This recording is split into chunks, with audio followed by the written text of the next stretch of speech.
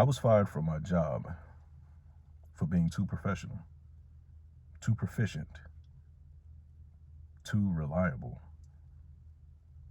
for being somebody who always did things the right way. What's up, YouTube? I'm the real Rayhan. And for the last 20 years of my life, I worked as an protective security officer for DHS. And for those of you who are unfamiliar with what a protective security officer is, it is an armed security officer who is contracted by the federal government to secure federal government facilities. The minimum qualifications to obtain this type of job is one must have a high school diploma, 60 college credits, 3 years of active military time honorably discharged, or 3 years of armed security experience in the private sector, or a combination of the three. In order to gain employment, one must submit to and successfully pass a background investigation conducted by Federal Protective Services, on which you will be heavily scrutinized, your finances, your credit, your criminal history, even your employment history, to determine if you are a good fit to work in a federal government building. If you are, you will successfully obtain your DHS suitability from FPS. You are also expected to pass another background investigation, which is conducted by the Office of Personnel Management, and they will scrutinize the exact same things that FPS has already scrutinized to give you the suitability, only they will look further back, 10 years, as opposed to FPS, who only looks back 7 years. And OPM will make the final determination as to whether you will be awarded a public trust or some type of government clearance that may or may not be needed if you are working in the officer capacity, but it is something that is an absolute necessity if you are working in the supervisory capacity. Okay. Once employment is offered to you and you accept it, in order to maintain your employment, you are expected to undergo a psychological evaluation to determine if your mental stability is good enough to carry a firearm and 30 rounds of ammunition. You will be expected to submit to and pass an annual physical agility assessment to determine if your heart and your physical conditioning is still in shape to perform the duties of the job. You'll be expected to submit to and pass random drug screenings where they are looking to see if you are actually consuming or utilizing any type of controlled substances, or should I say banned substances.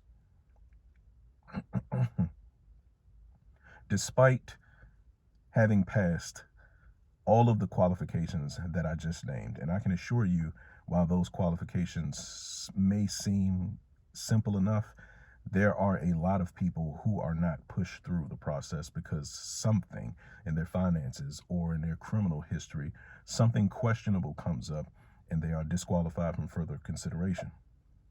Despite having met all of the qualifications, the strenuous qualifications that I just mentioned to you all over a course of 20 years, it did not stop me from being terminated from my employment for being too professional, too consistent, too reliable, too efficient at doing my job. And now that I've discussed those things with you, I'm going to tell you the exact story, the exact incident that took place that led to my employment being terminated. At my last job, I worked at the United States Department of Commerce. That's located in the National Capital Region. At that particular facility, I served as the third relief shift supervisor. That is in the role of lieutenant. To help you understand the structure of the facility, there are 3 supervisors. There's the first relief supervisor, who works from 10 p.m. to 6 a.m. The second relief supervisor, who works from 6 a.m. to 2 p.m. And the third relief supervisor, that would have been me, working from 2 p.m. to 10 p.m. The second relief supervisor also serves as the facility commander. That is the supervisor of supervisors. That means all supervisors answer to the facility commander. Above the facility commander, there's a deputy program manager as well as a contract manager. Okay. I came in and I was hired as a supervisor for this particular contract because I was from the outside coming in. I was a new hire who was hired in the role of lieutenant. Now, what was told to me by the program manager or the contract manager is that the current third relief supervisor was not fulfilling his obligations, that the client had been complaining about his performance, his work ethic, and that they were looking to replace him. However, they couldn't until they found a qualified applicant. That would have been me. They brought me on and they slowly but surely pushed this particular person out. Mind you, I know nothing about this person. I do know everything about myself, and based on the short amount of time that I evaluated this person, not professionally, I was able to see that I absolutely was able to perform this task at a much efficient rate than he was. Whether or not he remained on the contract was not my decision. The client had made the decision to have him removed from the supervisory position. Now, just to help you guys understand, a protective security officer is an independent contractor for the federal government. The federal government represents the client's interests, okay? And the client reserves the right to remove, deny anybody from their facility. So if they don't want you in a leadership position, they will request that you're demoted. Furthermore, if they don't want you on the contract, they reserve the right to be able to have you removed from the contract for little or no reason at all. In the position of third relief supervisor, I was responsible for overseeing the entire contract from the hours of 2 p.m. to 10 p.m. There were a lot of second relief officers who held over or worked 12 hours, and they would go from 6 a.m. to 6 a.m. to 6 p.m., which would take them 4 hours into my shift. I say I was responsible for the entire contract because around 3 o'clock, 3:30, the deputy project manager as well as the program manager, they leave for the day. And the client now has to rely solely on me, the third relief supervisor, to correspond with pertaining to matters that are happening around the facility, okay? Now, as the third relief supervisor, not only am I responsible for the armed security officers, I'm also responsible for the watch standards who work in the SOC or the command center, as well as individuals in the badging office, okay? Everything has to go through me. What ultimately took place was the current sitting deputy project manager had done something fraudulent. And what I will say about this particular person, while he was lazy, he was rather efficient at doing what he was expected to do. Lazy meaning he didn't want to work past a certain hour if he was required to, but he was very efficient at doing 90% of what he was expected to do. He was let go because he did not want to conduct a training for the watch standards that would have taken him past, I want to say maybe 3 p.m. He didn't want to stay past 3 p.m., so he just signed off on some certificates saying that the training was done. The client found out about it, and they, sure enough, called the corporate office, had him removed. The corporate office actually terminated his employment for that offense. We can all understand that. This position was open for a few months, and then they hired somebody from the outside to put in that position because they needed it filled so that the project manager wouldn't have to be at work every single day, so that he can call off sick, so that he can take a vacation if needed. Because while the deputy project manager position was not filled, everything rested on the program manager, okay? They hired somebody from the outside. This guy had a group of officers that he knew from a previous place of employment that were loyal to him. So when he comes on, He's immediately telling everybody that, hey, he's going to make changes to the supervisory staff. He's going to do X, Y, Z. He's going to completely change the contract. He was informing some of his guys that he brought with him that he was going to put them in supervisory positions and get rid of the current sitting supervisors, because he immediately made the assumption that the supervisors were the problem. What he failed to realize is that in order to be in a supervisory position, there are certain qualifications that one must meet, and it is greater than the qualifications that one must meet to be an officer. Okay, so nobody that he brought with him met those qualifications. Maybe one guy did, but I don't think the schedule that they wanted him to work was conducive to a lot of the things that he had going on in his life. And he was a prior law enforcement of some kind. But the other guys did not meet the qualifications. Keep this in mind. One of those guys, his last name was Smith. Cannot remember his first name. This guy was from Baltimore, Maryland. He was ignorant as all fuck. No offense to anybody who is from Baltimore, or maybe you will be offended. Either way, it makes no difference to me. But anybody who is familiar with Baltimore, Maryland knows that it is full of some of the most ignorant, obnoxious, and uneducated black males that you can ever expect to meet in your life. And I say that humbly, honestly. Either way, that's where Officer Smith was from. Now, the deputy project manager informed Officer Smith that he was going to put him in a supervisory position, and he immediately targeted me because I was the youngest supervisor that was staffed. The facility commander, who was also the second relief supervisor, was 67 years old. He had been on a contract for 30 plus years. And the first relief supervisor was also 60 some odd years old, and he had been in security, been on that particular contract for over 10 years, and been in security for quite some time too. I believe he was a retired accountant or something of that nature. Now, for those of you that are wondering, I am 44 years old at the time of this video, okay? But despite only being 44 years old, I have 20 years of experience in this particular field. I have background investigations granted to me by the government since I was 18 years old, okay? I've always held a DHS suitability. I'm very professional, and I can shoot almost at a marksman level. I don't do drugs. I don't drink. My finances are in order. Everything that they're required to have to be in their positions, I have it, but I'm 20 years their junior. You can imagine how that makes them feel about me.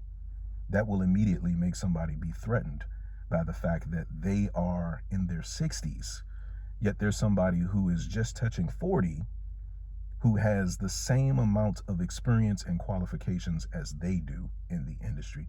That is, you will immediately be perceived as a threat.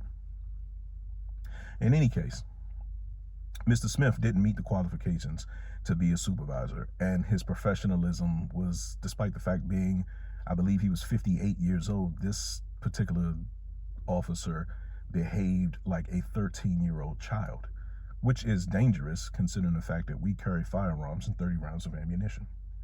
Mr. Smith, at 58 years old, would walk around with his security officer uniform pants sagging below his ass, like a teenager, like some of these young boys that you see out here walking around the streets trying to look cool. I doubt they know what sagging your pants actually means, or perhaps they do and they just don't care. Either way, at 58 years old, Mr. Smith would sag his pants below his ass when he came to work. Pathetic looking.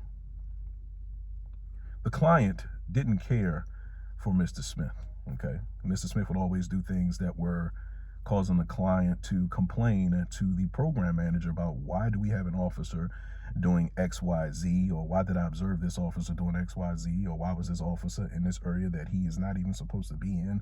Like, these type of things, excuse me. Either way, I recognized that Mr. Smith was a problem. Now, on my particular shift, the officers who worked on third relief understood me as a supervisor, and we all had a very, very good rapport. We all worked very well together. They understood what my role was. I allowed them to speak freely, despite the fact that I'm the supervisor's the equivalent to the quarterback on the field. Hey, your input is still important.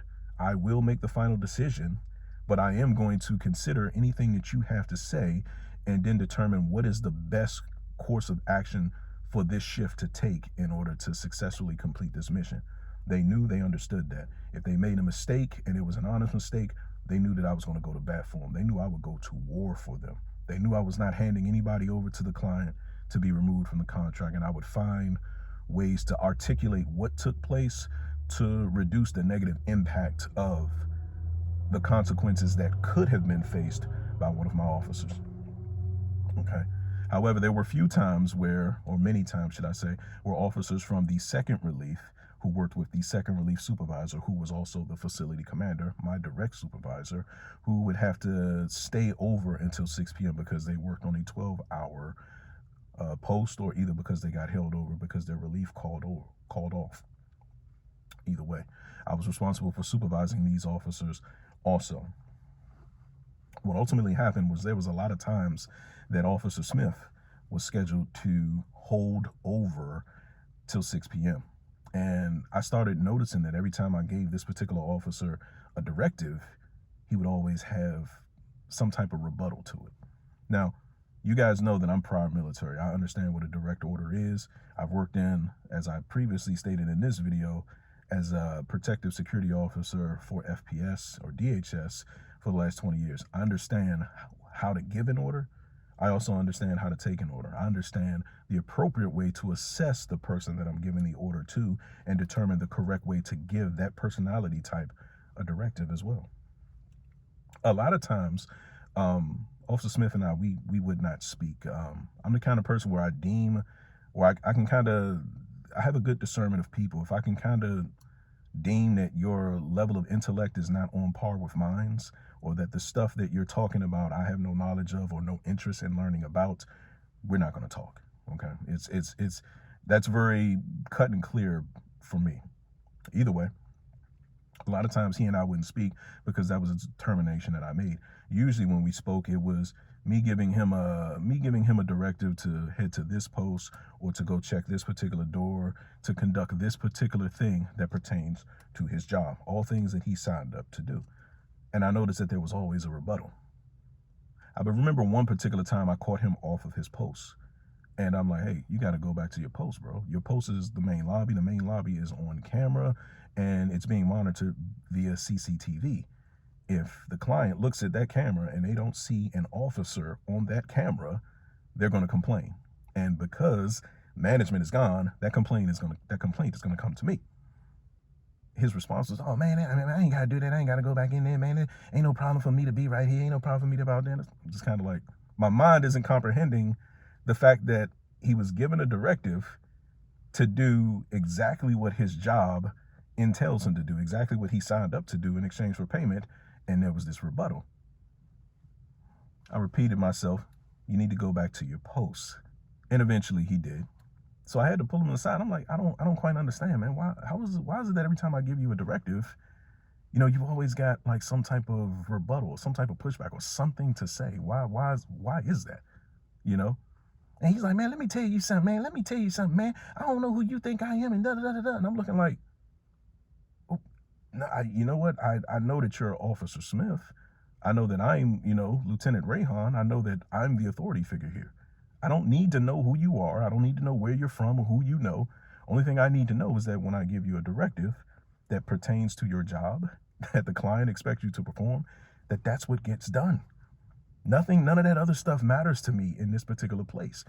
Again, he still has a, little, and so I eventually realized, okay, the way to deal with this type of person, because if it was another officer, we would have that conversation. I would kind of gauge where they're coming from, and then I would make a determination about whether paperwork is involved or not. This particular officer, I saw that this was blatant.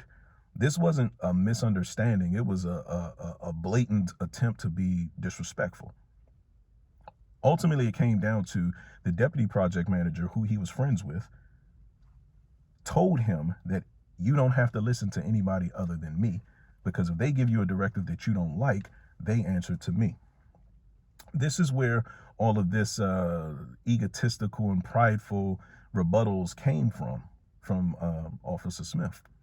So eventually it came down to paperwork, because I'm only going to give you a directive, but so many times before you continue to be disrespectful, rude, insubordinate, condescending, all of these different things. Now, mind you, I have to maintain my professional bearing at all times. This is just who I am. But this particular person was allowed to come here every day and be disrespectful. I can say over the course of 6 months, I wrote this particular officer up many times. Some of the infractions include post abandonment, neglect of duty, no call, no show. I think he was written up for insubordination probably something like 6 times. No call, no show once, neglect of duty twice. Electronic device on post, had his cell phone on post, holding a conversation over the speaker of his cell phone on a post that is a high profile post, the main lobby post. I'm writing this guy for everything. And I'm not the type of supervisor that comes and looks to find things to write you up for. All of these things were observed during my regular post inspections, which I did once a day at every post when I made my rounds. And without fail, he would always be observed doing something that he wasn't supposed to be doing, things that he knew that he wasn't supposed to be doing.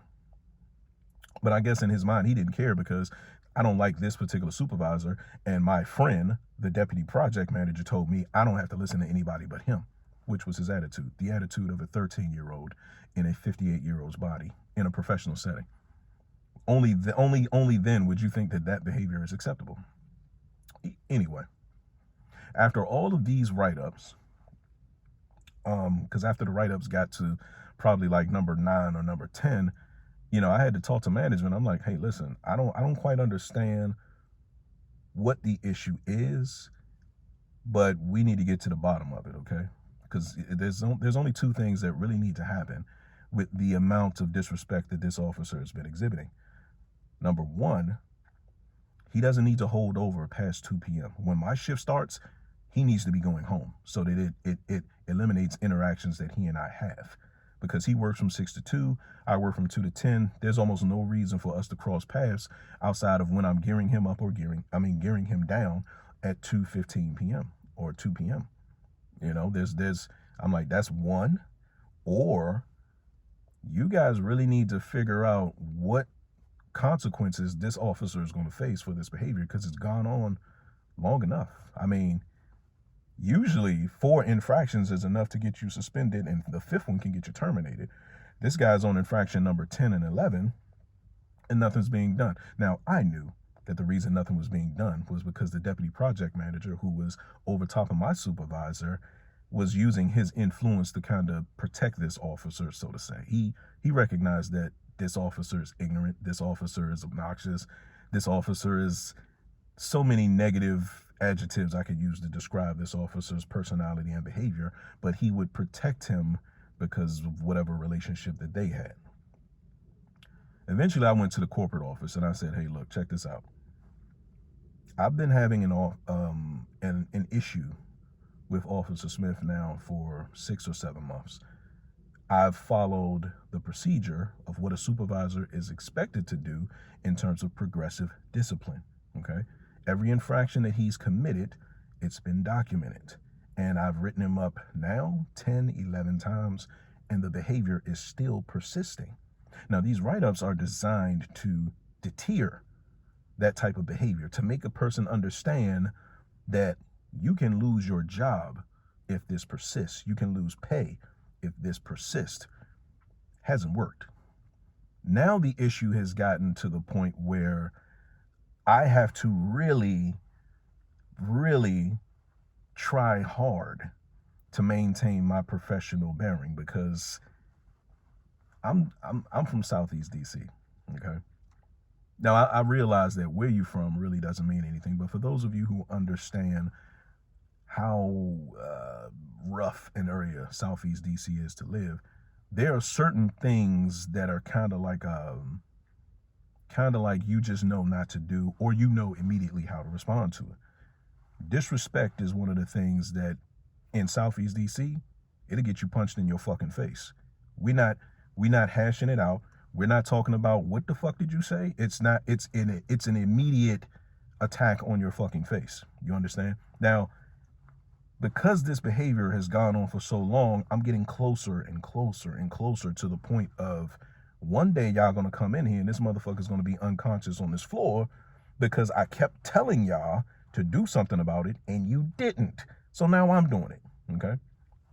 So I reached out to corporate and I said, hey, look, I need to do a hostile work environment complaint because I've been having issues with this particular officer and it's gone on for entirely too long. Now I need to figure out why his behavior has not changed. I need to know why he's still able and willing to behave in this manner. Corporate doesn't appear to know about any of the write-ups that I've been writing for the last 6 or 7 months. What this means is that somebody who is either at the facility commander level or higher has been taking my write-ups on this particular officer and disregarding them because of some personal quid pro quo relationship that they have with him. Okay. So ultimately what happened on a Saturday, I was off on Saturday. On this particular Saturday, it was my off day, but they were short-staffed on supervisors. So every other Saturday, I would come in and work a 12-hour shift from 6 a.m. to 6 p.m. to help the company who was short-staffed on supervisors. I did this for a year and a half. So for a year and a half, I gave up 2 of my off days every month to help this operation continue to succeed. On this particular day, Officer Smith had to go complete the course of fire, the FPS ICE course that I spoke about during the introduction of this video. During the course of fire, it took place Saturday morning from 6 a.m. until 10 a.m. I believe it's the 4-hour block they had for it. At about 9:45, Officer Smith comes into the break room / armory where my computer and my desk was. Now, as a supervisor on duty, I am the one who arms up everybody who is on duty. I'm the one who handles their weapons, issues them all of their equipment so that they're armed for their assignment, whatever post that may be. Officer Smith comes in, mind you, there's already a lot of tension from his direction towards me and a lot of unprofessional and insubordinate behavior from him towards me. So he comes in and he signs the 1051. The 1051 is the book that officers must sign confirming what time they arrived at work, what date they arrived, and the supervisor on duty, what post they're working, what weapon number they're being issued, which is their own, and what supervisor is issuing it to them. So when he came in, I was already in the break room. He didn't speak. This was no big deal to me. He signs the 1051. While he's signing the 1051, I realized very quickly his weapon hasn't returned from the range yet. So I asked Officer Smith, I said, hey, is the project manager, did he leave the range before you left? Or was he still there when you left? He ignores me. I repeat myself. Excuse me, sir. Was the project manager still at the range when you left? Or did he leave already? He's like, man, I don't know. Why? What you asking me that for? I said, well, quite honestly, because you're here to go to post and because your weapon is not in the safe for me to arm you up. And he's like, okay, well, we just got to wait for him to get here then, man. We don't need to talk. And I'm like, bro, what is your problem this morning? He's like, man, what's your problem? I said, you know what? Disregard, man. He finishes signing the 1051 and he goes to the back of the break room. Now, at the time that he was signing, I'm standing in front of the sink, the toaster oven, and the microwave. I go over to the 1051 to put my initials as the supervisor on duty that will be initiating him his equipment when it arrives on site. And that's when he beelines to the microwave and the toaster oven. Clearly, he didn't want to walk over there while I was there because he didn't want to run the risk of saying, excuse me, which would have been a professional thing to do. I recognized this, signed the 1051, and I just remained in that area. He then goes back to the desk at the back of the break room where he was sitting. And while he was walking to the back of the break room, I noticed out of my peripheral vision that the back of his pants was brown. So I look at the seat of his pants and notice that there is a gargantuan size split from the top of the seat of his pants all the way down to the middle of his leg. I can see his backside. I can see his tighty whities. I can see all of this. And I'm just thinking to myself, what the fuck? So I asked him, Mr. Smith, are you aware that the back of your pants is split open and I can see your entire posterior? Well, yeah, I'm aware of that. I said, okay. So if you're aware of that, why would you sign the 1051 as if you believe that I'm going to allow you to go to post with an unsurfaceable uniform on? I'm just going to see what the PM say about it. And I was like, sir, trust me when I tell you this. I don't care what the PM says about it. I'm the supervisor on duty. I'm the one who has access to this safe. I'm the one who's going to be issuing you your weapon.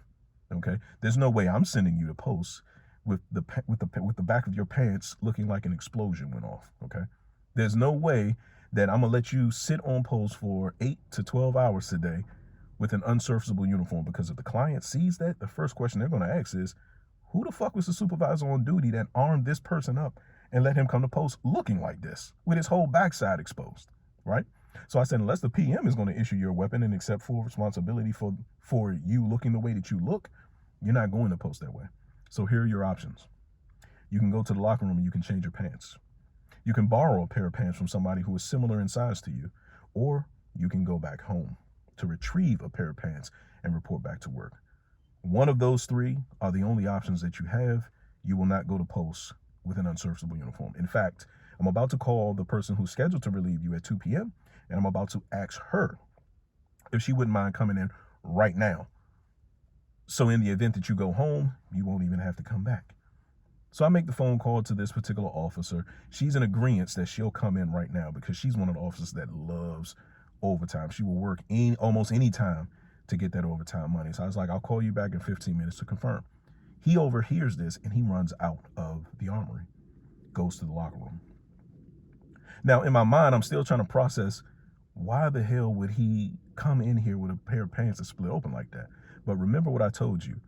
He sags his pants below his ass at 58 years old.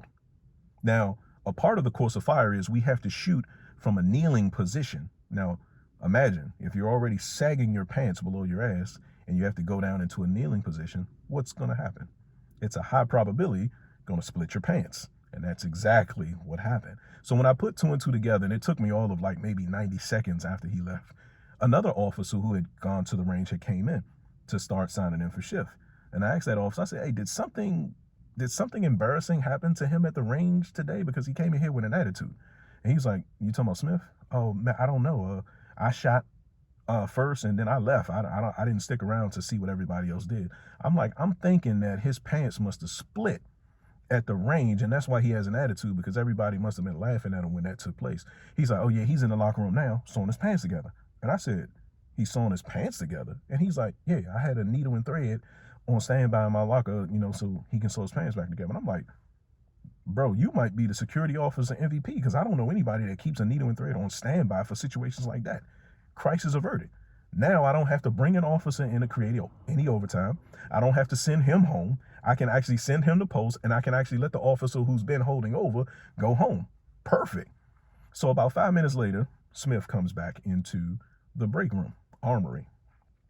And I'm like, sir, can I have you spin around so I can inspect the back of your pants? And he's like, what? And I'm like, can you spin around so I can inspect the back of your pants to ensure that your uniform is now surfaceable? And he's like, what the fuck, is you gay or something?